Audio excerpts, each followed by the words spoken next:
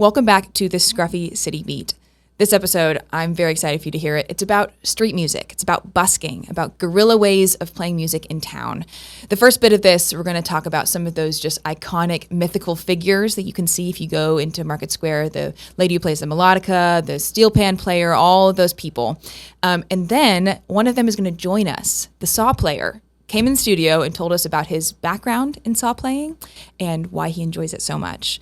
And then to close out, I talked with two people who work in arts in Knoxville who on Sunday are helping to facilitate Make Music Day. It's a free day of music all around town, busking all over the city. So settle in and listen to this episode of the Scruffy City Beat all about street music.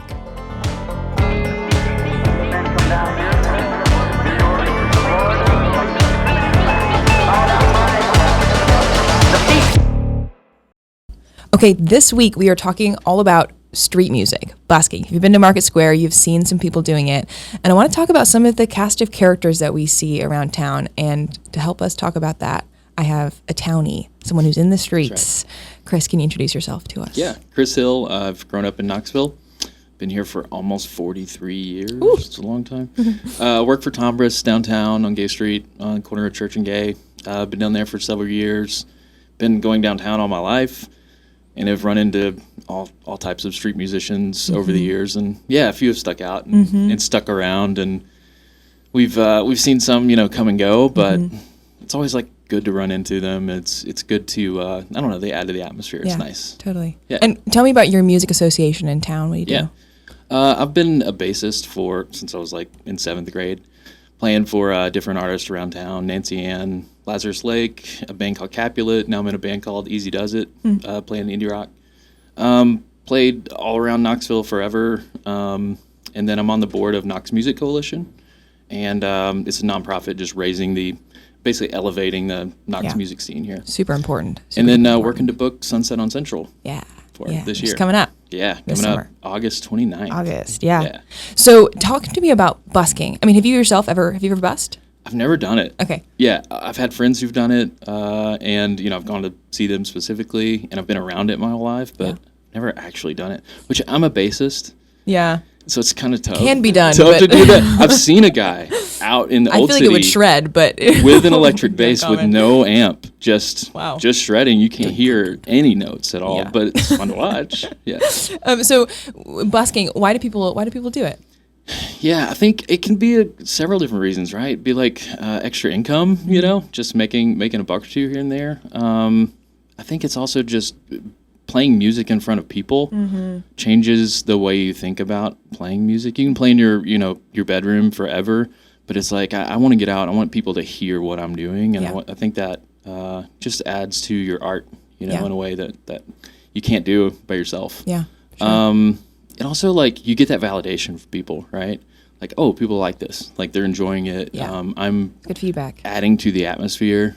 Maybe you can test material, see what songs work, what songs 100%, don't. Yeah. And I think it just overall adds to the general aesthetic on where you are. I mean, I'm sure you've been like through Market Square, and you got somebody playing, and it's not like it's different from going to the beach and like somebody set up next to you with their JBL Bluetooth speaker playing like country music or something when you just want to enjoy the sights and sounds of the beach. But it's part of the experience. When somebody's good and busking downtown, and it just it does add to the experience and just makes it better. Yeah. And so I want to talk about some of those people in mostly Market Square, I think is mostly where people busk. I see people occasionally in Old City, but I don't see people very often in Old City. No. Just the late night. Right. So I kind of want to talk about some of the people we've seen, some of the cast of characters. Who do you see right now when you're walking around in Market Square? Yeah, just earlier this week, Saw Guy was out there playing the saw. You guys will meet in a second. Just wait around. He's about to come into the studio with his saw. I'm so jealous that I can't meet Saw Guy today. It's amazing. And he plays with the steel pan guy mostly. That's right. Which they play every weekend. So if you've been downtown during a weekend day, probably most people watching have seen this steel pan and saw together. And also, like, when do you see anyone play the saw, first of all. Yeah. And then when you see them play with steel pan. I've also never seen a steel pan played before either. But you see them like on their own, and it's like, man, this is really great. And you see them together, and it's like, I've never seen this before. Yeah. You have Cindy playing the melodica. The melodica, if people don't know what that is, it's like a tube that blows into like a keyboard that's played with one hand. It's a pretty simple keyboard. Yeah. Pretty simple tunes that tend to repeat. I think it's like one octave maybe, and so she has like I don't know. I've probably heard 8 to 10 songs, maybe just a constant rotation, and it's fun. I've watched and heard her get better at it, which is cool. Yeah, I think she. So you don't know this yet, but I'm doing a story about Cindy. Oh, nice. And just that story's going to come out in about 2 weeks on WBIR, but just one small fun fact from it. She got gifted that melodica by the saw player. He gifted it to her because she wanted to be able to not beg. She wanted to do something. Me cry on this podcast. It was really sweet. That's so cool. What? Yeah.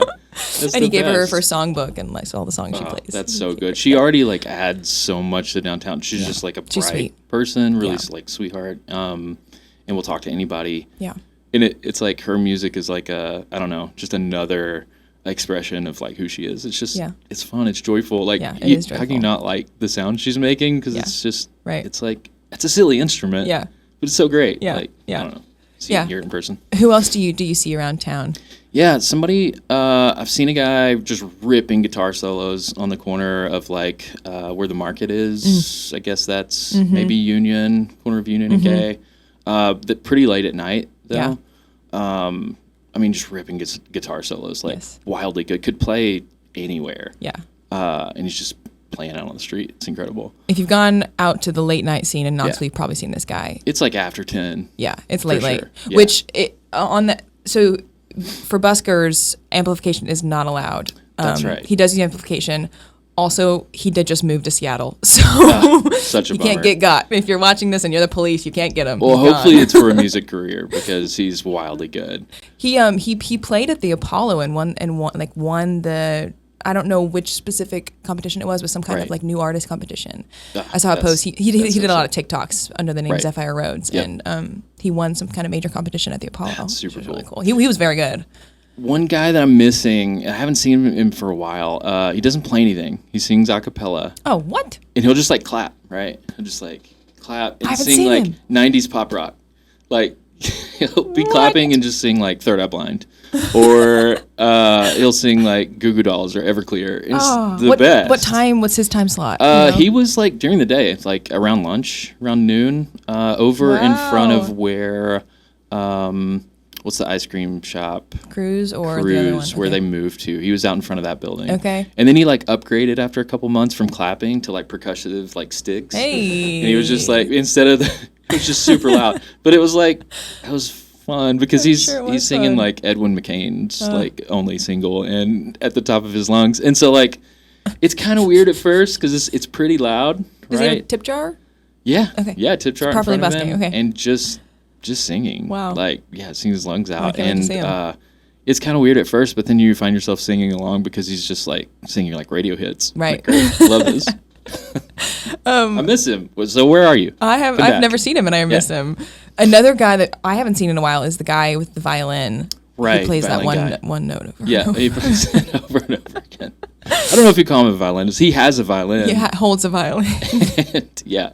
He can always try his violin. You might owe him some money afterwards, but he will encourage you to try it. He will hand you the violin. If you stand like anywhere close, he will hand it to you and expect you to try and play it. And so you can try. Oh, it's fantastic. But you have to pay for it. There's also this guy I haven't seen in a while, and he didn't do downtown. He was outskirts. Like he would do the bus stop over here. The guy who screamed metal music. Oh no, I'm not seeing that guy. He moved here from another state. I remember I found a feature story about him from like I feel like it was like Portland or something, some other state, and he just like does like rah, like metal music with like a speaker next to him. He just stands at like bus stops, just like screaming into the street.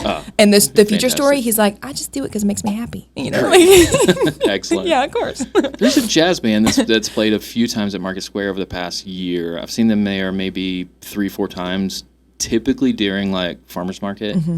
Which another thing about busking, you can do it around town without a permit or anything like that. No amplification, no blocking sidewalks or business entrances. But if an event is going on in Market Square, like farmer's market or a fest or another concert, you do need permission from the event organizers there. And so maybe the times I've seen the jazz band, they've maybe had permission from like farmer's market or maybe been invited because it's been a good vibe. They were within the law. Right. They were not the... Yeah, and then we had an Asheville duo come over and play like stand-up bass and spoons, and I haven't seen them in a while either. Kind of really fun. Yeah. I kind of miss them. Oh, that reminds me. There's one more that I can't forget to mention because also going to do a story about him that I'm filming. I'm going to meet him tomorrow for the first time. He plays banjo and kazoo from a mouth thing, and he has a cymbal on his foot, and he plays all three at the same time. Excellent. Classic. It's like, and he's from East Tennessee. Yeah. He's always got like scruffed up clothes, like overalls ripped, and he travels. He's a proper vagabond. He travels where the seasons are good to do his music. He goes by Old Boy Joe. Oh, love that. I'll be on the lookout for him. Yes, yeah, look out for him. He does Market Square. He does farmers market sometimes. So I think he gets a permit. Okay. Yeah, that makes sense. I mean, I enjoy it. I don't, unless you're just a total curmudgeon, I can't imagine why you wouldn't enjoy the characters we're talking about now and out and about. I mean, they add to the scene, right? They read the room and know, like, am I adding something good to the situation or am I bothering people? Yeah. I think everybody's like pretty self-aware about it. Like, I'm kind of adding to this situation mostly. Because the no amplification thing, and I can't like substantiate this at all, but that happened around 2018, 2019, something like that. And at the time there were a lot of like street preaching going on with like PA systems and megaphones. And I feel like that was kind of like a backdoor way into like moving them along, was to be like, oh, we can't do amplification for any type of busking or, protesting or anything like that. So I think maybe that had something to do with no amplification because I've definitely seen people use speakers, pre-recorded music as like supplemental. Sure, they still do. Music to what they do. And it's fine. Yeah, it's not intrusive. Exactly. Yeah, it's not bothering anybody. Yeah. Well, thank you for coming on and talking about that cast of characters. It's so fun to talk about. If you haven't seen some of these people, go on a search. They all have different shifts. They tend to rotate. Mostly during the daytime, mostly on weekends is when they are. Yeah, and everybody's so friendly too. They are friendly. A lot of them will talk to you and tell you their story. And maybe give them a little bit of some money because a lot of them are working pretty hard. They do 10-hour shifts playing music, which no musician does. 10-hour shift is crazy. So go meet some of these people, and you're about to meet one of them, super fascinating guy. The saw player is about to be here and tell us about why he's been doing it for 25 plus years. Stay tuned.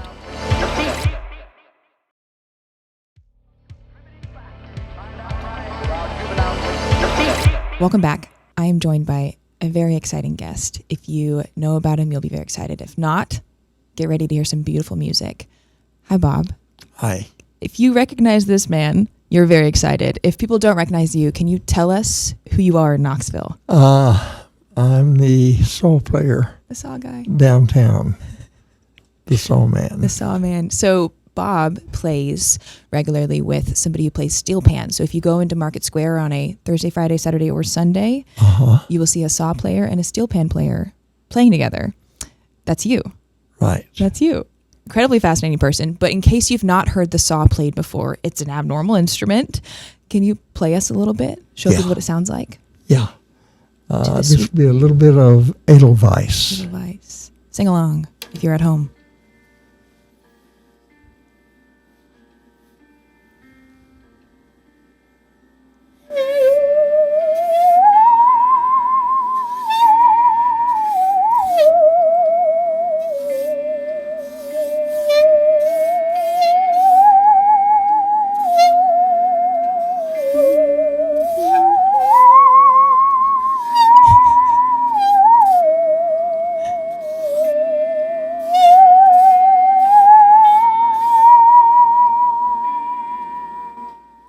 So freaking beautiful. Thank you. Every time I've heard it, I am like, each time, like, oh my gosh, that is such a cool sound. Such a cool sound, which is what brought you to playing it, right? Can you tell me a little bit of what drew you into playing saw? When I was 13, my parents took me to a vaudeville show. What is vaudeville? A vaudeville show is a variety show, a stage variety show.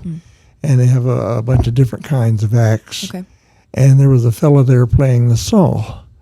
And I just fell in love with the sound of it. And I told my father, I said, when we get home, I'm taking over your saw. And he said, fine. And so when we got home, I took his carpenter saw out of the garage. A sharp, thick A saw. sharp saw. Yeah, and I played it for several years. Took several weeks to learn how to play it. Mm-hmm. But I kept messing with it till I was able first to get a sound out of it, Mm-hmm. and then to start getting notes from that. Yeah. And back then, that was 77 years ago. Yeah. What year is that? It was in the 40s? It was 1936, 49. It's 1949. And there was no such thing as YouTube to see how you did things. And I'm assuming you didn't have a local saw instructor in town. I'm sorry? I'm assuming you didn't have a local saw instructor. There were no local saw instructors. I don't think that's ever been a thing. Yeah. And so I played with my dad's saw, and it was a sharp carpenter saw, Mm-hmm. and which just tore your pants because Mm-hmm. when you're playing for high notes, you slide your leg toward the small end of the saw, Mm. and then for low notes you go back the other way. Well, that's Mm-hmm. just sewing back and forth on Mm-hmm. your trousers. And Did you ever reinforce your trousers to be able to play? I would put a towel in my lap, and it would work its way off, you know, before any time. Sure. Did you perform locally, or is this something you just did at home? Just did it at home. Okay. So you played when you were 13. 13. When you started. When did you come back to playing saw? I played off and on, just as a hobby at home, through the years. Mm-hmm. And I really started spending some time with it when I retired. Mm-hmm. And that was in 2001. 2001. And I want to talk for a second about your career, because your career is pretty fantastic. Can you tell me about what you did and what brought you to Knoxville? Well, I went to the University of Texas, got my bachelor's degree at the University of Texas, and then I went back. I worked for a year with Conoco, went back and got my doctorate in international management. From UT as well? I'm sorry? From UT? From UT, Texas. So you're technically a doctor? Yeah. Yeah. And then I went from there to the University of Missouri, where I taught for 2 years, and then the University of Florida, where I taught for 2 years. And then I quit teaching and decided to be a management consultant, moved to Dallas and hated it. Hated it with a passion. Yeah, sounds terrible. So I told my wife, I said, we got to get back into teaching. I said, I really miss it. And I looked around in the University of Tennessee. I had the school that best matched what I was interested in. Yeah. And I had never been to Knoxville before. And so I said, well, let's take the job. We'll stay there 2 years and look for a place we like. 2 years. And that 2 years has been 30 years at teaching, and then 25 years since retirement. And when I retired, I watched some TV, and I mowed the lawn, and I messed around the house, and I got bored silly. And I would come down to Market Square and watch people playing street performers. And my son suggested, well, you go down there, why don't you just take your saw, sit down and play? And so that's what I did. And I've enjoyed it ever since. What was it like the first time? I mean, is this the first time that you've performed for strangers when you took your saw down? Yeah. What was that like? It was petrifying. Yeah. It was petrifying. I had both of my sons, Joshua and Aaron, and I had them go down with me. I sat down with saw, one sat on one side and the other sat on the other side of me, and I just started playing. Yeah.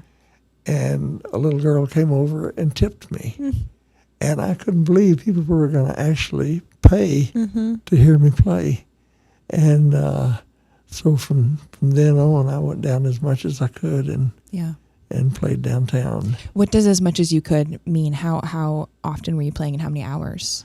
Oh, when I started, and I was younger, I was 65. Well, no, I was 70, I guess, when I started. Wow. About 5 years after I retired. Yeah.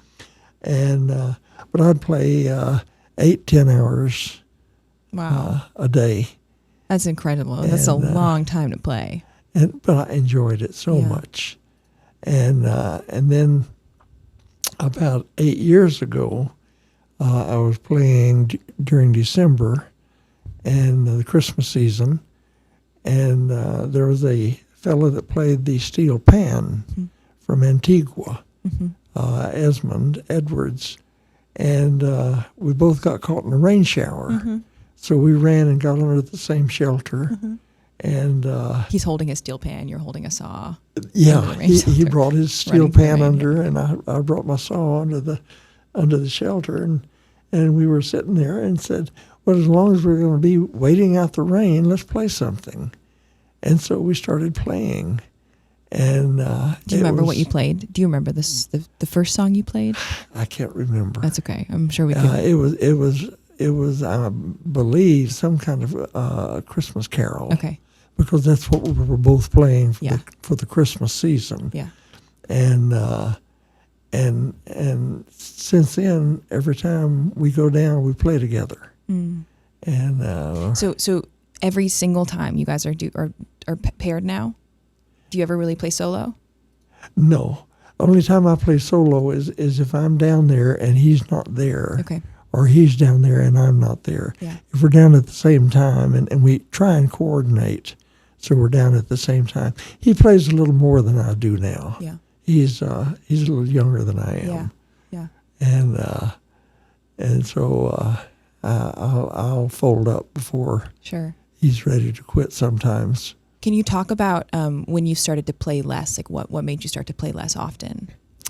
And I was doing great until I hit 85. And I was going down, I'd go down to, drive down to Key West, play at Mallory Square in the winter. And you travel. You travel with this. I love to travel. I've always said I could easily live out of a suitcase and be happy. You turned into a proper bard after retirement. Yeah. Yeah. But when I hit 85, a couple of things happened health-wise, and it slowed me down. And so from 85 till now, which I'll hit 90 this summer, things slowed down, but they're picking back up now. I'm adding hours back to my playing. Yeah. So right now you're down to, is it 3 hours a day? Right now I'm playing 3 hours a day. Okay. Hope this next week or two to increase it to 4 hours a day. Which a 3 or 4 hour set is still a very long. I mean, that's a long set for most musicians. How are you able to be happy to play that long, to still enjoy it every time? If there are people watching, you don't realize the time is passing. If you're sitting in your living room playing, it's a long time. If there are people walking by, before you know it, the time's up, and it's time to quit. But I think I'll probably hold on to it to 4 hours for a while. Yeah. How does it make you feel when you? I'm sure there was a little bit of a time where you weren't able to play when your health was not going well. Can you talk about how much of a difference it makes when you can play? How you feel? Oh, it makes all the difference in the world. If I didn't get a single tip when I went downtown, I'd still be down there playing because I just enjoy it so much. Yeah. And I enjoy playing when people are listening. Yeah. Well, I'd love to hear a little bit more of it. Okay. And also just something that's really, really fun. The music is beautiful. I can also see how happy it makes you. I mean, it's just like your like eyes turn upwards when you start playing. It's really beautiful.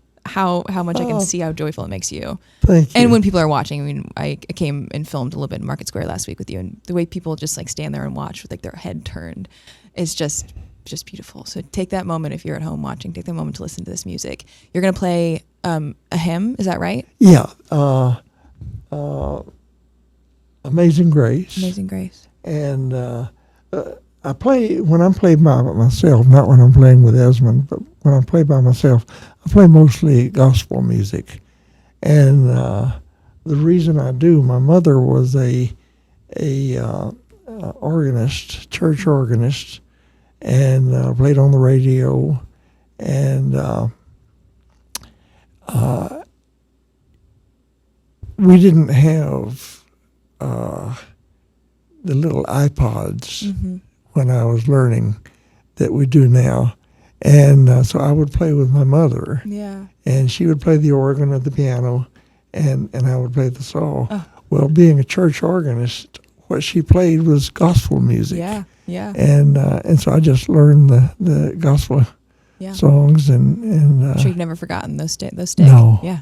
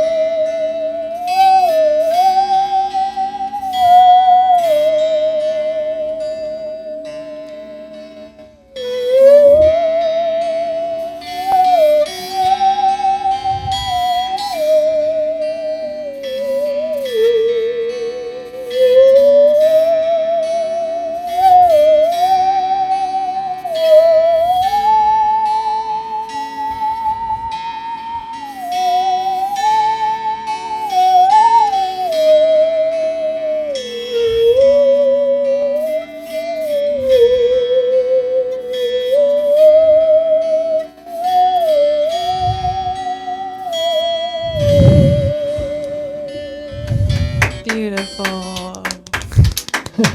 Thank you. Thank you. If you want to hear any of that, you can find Bob playing often, right? When do you play nowadays, Bob? Usually about noon start at 11 and go till maybe 2 o'clock, 3 o'clock. And that's Thursday, Friday, Saturday, and Sunday. Yeah. Yeah. Go find him. Tip the musicians. Tip the band. Y'all have a tip box out there, right? Y'all keep a tip box out? Oh, yes, there's a tip you box do. out. Yeah. Well, if you are intrigued by some saw music, allured by the sound of a saw, you can go find Bob Thursday through Sunday. Thank you for making Knoxville a way cooler place, a way more beautiful place. Thank you. You're going to keep doing it? You're going to keep playing the saw? Yes. Yeah. Yeah. No, yeah, in general. Oh. In general. Yeah. You can keep playing. As soon as we stop For recording, many, you can play for songs many you want. years. For many years. Yeah, lovely. Well, thank you guys for listening. We'll be back in just a moment to talk about an upcoming event that you can attend to hear some of this music.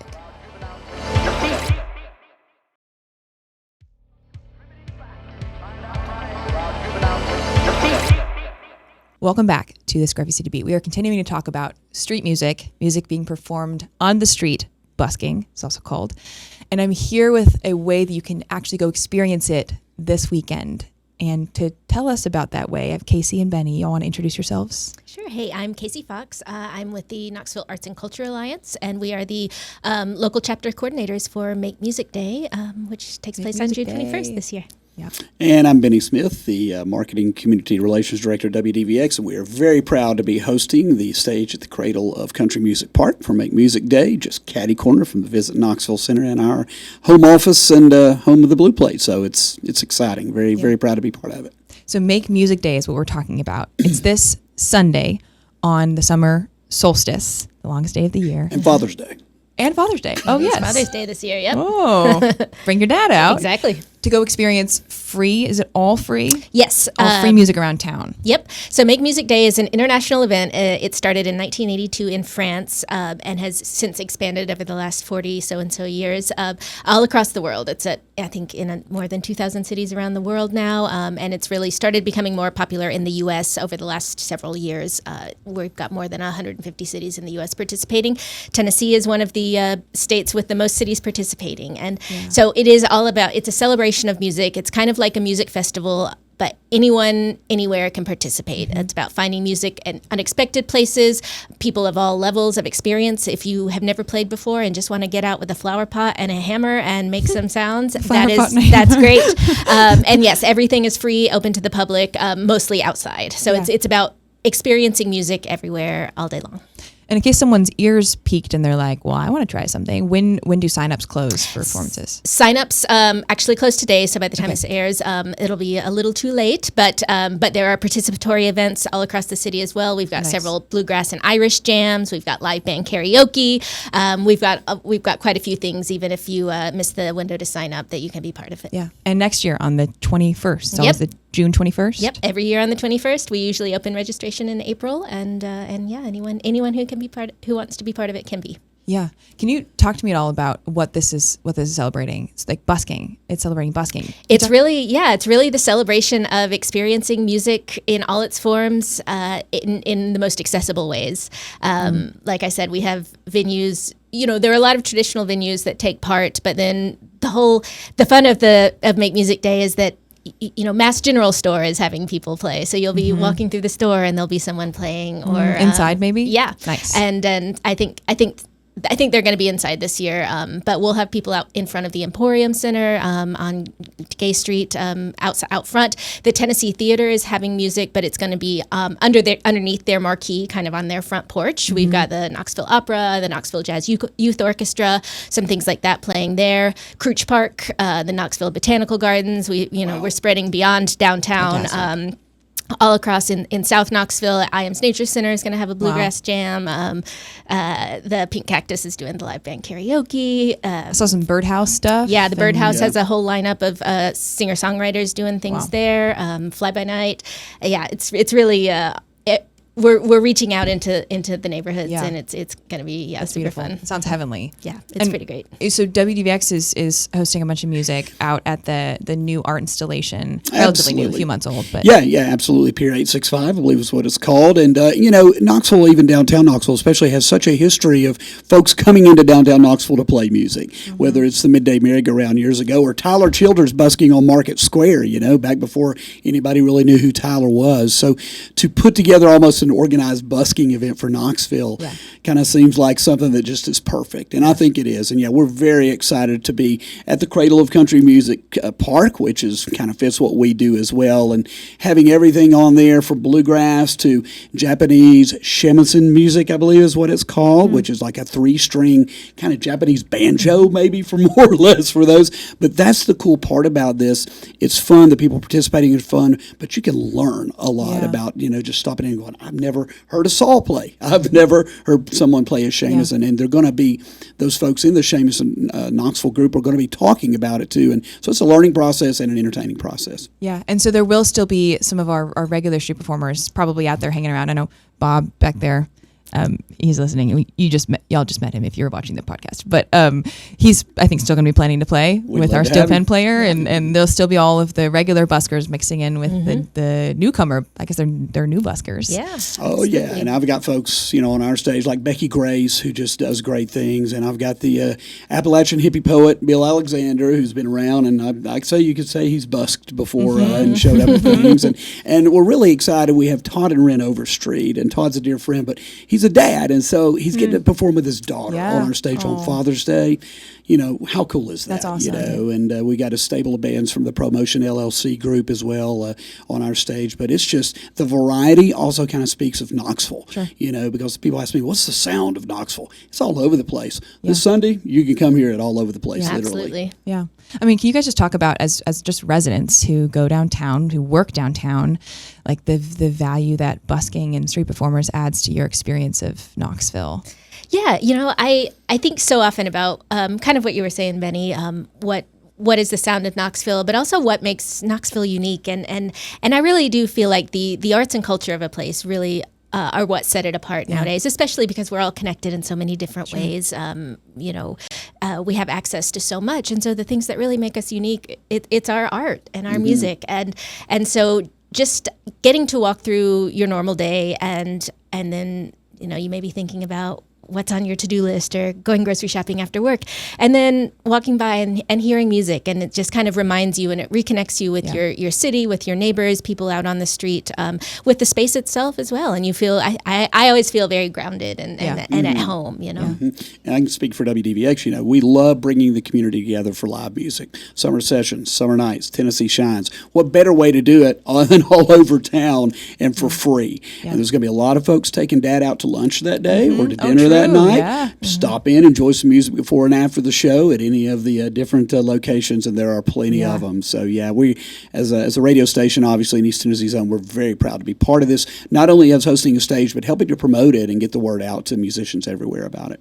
Yeah, and there's a Father's Day baseball game at Smoky Stadium. It's going to be Father's Day, a celebration that day, and we're going to be out in front for the 2 hours before the game. That's out great. On the plaza playing music there too. So folks out and about with their dads, going to brunch and going to the baseball game and any and everything else. I feel like you're going to give a lot of people a surprise, magical experience. Like they're going to be have no awareness that it's happening because they don't follow city events or something, and just stumble upon all this music and just that's part of the magic of it. Cost them a dime. Float away. Yep. Well, if people want to, plan their day out, if they are invested in like seeing particular shows, how can they find information about where shows are? Yeah, all the official listings are on a map, a Google map that you can navigate on the website, which is makemusicday.org/Knoxville. And so anything that's been booked through the website, all the different venues, you can search by venue, you can search by artist, you can search which ones are still going on if it's raining or not. So just visit the website and see the whole range of what we've got going on. It's not going to rain. Todd Hell told me so. It's not going to rain. He casts his little spell in the studio. I see him all the time. He knows what's up. Well, thank you guys for continually working to make Knoxville cooler and a better place to experience as a resident. I'm moving here. I just was amazed by the arts culture that I came into, and I'm always so grateful for it. That's what we do. That's what you do. We love doing it. Yep. Thank you guys for coming in. Yeah. Come out on Sunday to listen to free music all over town. You can maybe even join in some of the participatory groups if you want to try out your chops in singing or playing. And if you want to play, you can always sign up for next year's to try your hand at busking. Thank you guys for listening. I hope you're as in love with the Saw guy as I am. I mean, I genuinely am in love with the way that this man has lived his life and what he's chosen to do with himself. Street musicians are fascinating people and usually very friendly. If you're ever downtown, you can go talk to one of them. Tip them also. A lot of them do that to pay for their meals, and that would really help them. The Scruffy City Beat is a project from WBIR that's produced by Daniel Bignot in this room right now. And the music you're listening to is created by Will Carter at Eleanor Studios. We're going to continue to bring you stories all about Knoxville's music scene. Next episode is in 2 weeks. Until then, I leave you with my final statement. I'm just a girl sitting behind a microphone, begging you to go see live music in Knoxville. Thank you for listening.